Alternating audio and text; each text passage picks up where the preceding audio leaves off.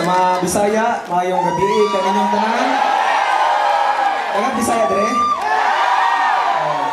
Sa mga hindi nakaintindihan ng Bisaya, magandang gabi sa inyong lahat. At sa hindi nakaintindihan ng Tagalog, good evening everybody. Alam nyo, masaya po ako nung na-schedule po yung kanta namin dito sa Lake Tahoe dahil never pa po ako nakapunta dito. This is my first time. So, napakarami palang Pilipino dito at ako'y masayang-masaya dahil talagang nandito kayo lahat. Sinuportahan nyo kami. At sana po, lagi nyo po ako suportahan sa mga darating ko pang fight. Para po sa ating karangalan, sa ating mga Pinoy, tayong lahat, mga Pinoy sa sulong ng mundo, hindi tayo mahihiya. Tayo mga Pinoy. Mga tugong bayani ang mga Pinoy. Palakpak tayo lahat para sa ating sarili.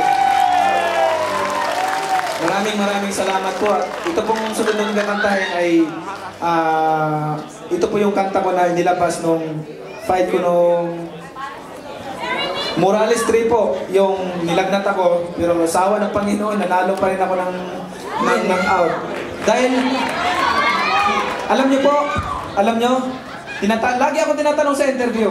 Sabi ng mga nag-interview sa akin, nininervyos para ako. Sabi ko, hindi ako nininervyos dahil alam ko, milyon-milyon Pilipino nasa likod ko nagdarasal.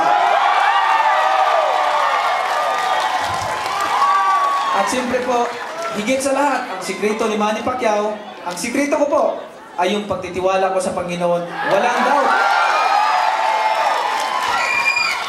Bawat laban ko, wala akong kaba. Kasi pag kinabahan ako, ibig sabihin, hindi 100% ang pagtitiwala ko sa Panginoon. So, kailangan ko magtiwala, 100% hindi ako matakot. Ganun po ang sikreto ni Manny Pacquiao. Dahil din sa inyo, milyong mga Pilipino na sumusuporta sa akin, lahat nagkakaisa pag tuwing lumalaban ako. Maraming salamat sa inyo. Itong susunod na kanta ko para po sa inyong lahat makapagbigay ng inspirasyon sa lahat.